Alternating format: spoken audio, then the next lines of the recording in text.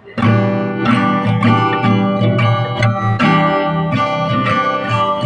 Friends, இப்போ பார்க்க போகிற ரெசிபி பார்த்தோன்னா வெஜ் கொத்து பரோட்டா.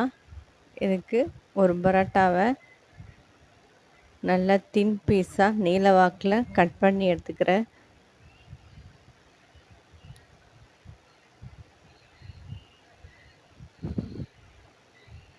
ரோலாக சொத்திக்கிட்டு நல்லா தின் பீஸாக கட் பண்ணிக்கலாம்.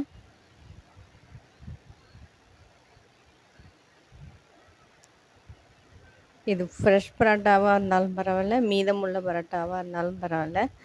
இந்த மாதிரி நூடுல்ஸ் மாதிரி எடுத்துக்கிறேன். இப்போ இதில் கடாயில் ஒரு 2 to 3 டேபிள் ஸ்பூன் ஆயில் விட்டுட்டு பெருஞ்சீரகம் போட்டுக்கிறேன். ஒரு அரை டேபிள் ஸ்பூன் பெருஞ்சீரகம் போட்டுக்கிறேன். இதில் பெரிய வெங்காயம் ஒரு வெங்காயம் கட் பண்ணி எடுத்துக்கிட்டு போட்டிருக்கேன்.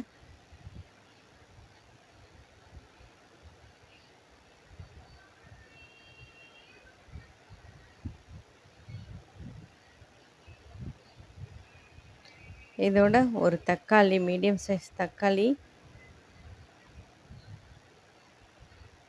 போட்டு வதக்கிக்கிறோம். இது ஒரு பரோட்டாக்கான அளவு. இதில் ஒரு 2 டேபிள் ஸ்பூன் இஞ்சி பூண்டு விழுது,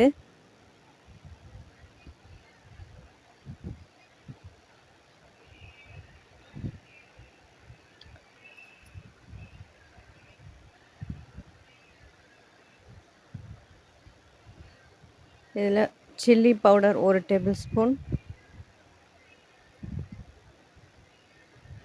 கரம் மசாலா தூள் ஒரு டேபிள் ஸ்பூன், கொஞ்சமாக மல்லித்தூள் போட்டுக்கிறேன், ஒரு அரை டேபிள் ஸ்பூன்,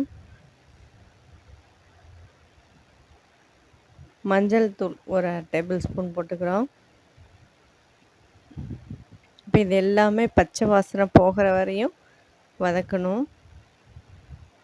நல்லா வதங்கணும் எல்லாமே, தக்காளி வெங்காயம் எல்லாமே.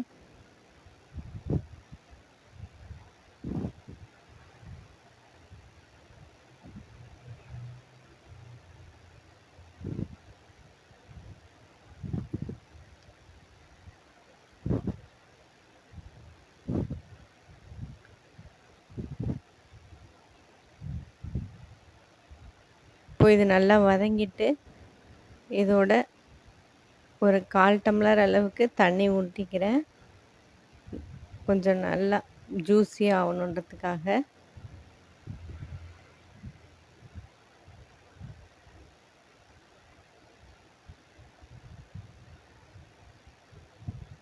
இப்போ இதில் ஒரு அரை கப் முட்டைக்கோசு, அதையும் நீல வாக்கில் கட் பண்ணியிருக்கேன்.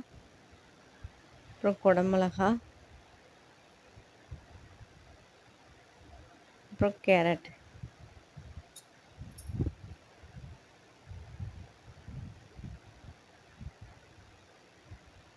தேவைக்கேற்ற மாதிரி சால்ட் போட்டுக்கிட்டு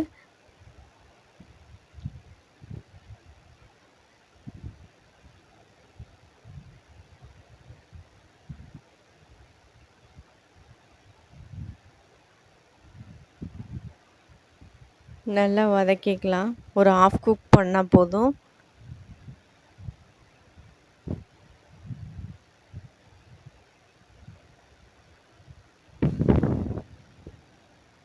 கொஞ்சம் அப்போ தான் க்ரன்ச்சி டேஸ்ட்டு வரும்.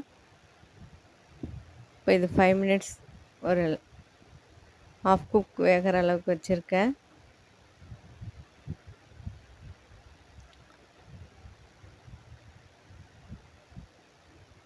இப்போ இதோட கட் பண்ணி வச்சுருக்கிற பரோட்டாவையும் போட்டு நல்லா மிக்ஸ் பண்ணிக்கிறோம்.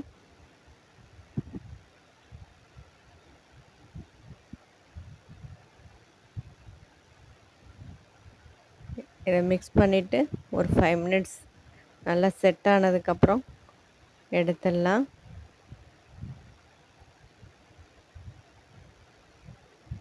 இப்போ ரெடி பண்ணியாச்சு டேஸ்டியான வெஜ் கொத்து பரோட்டா.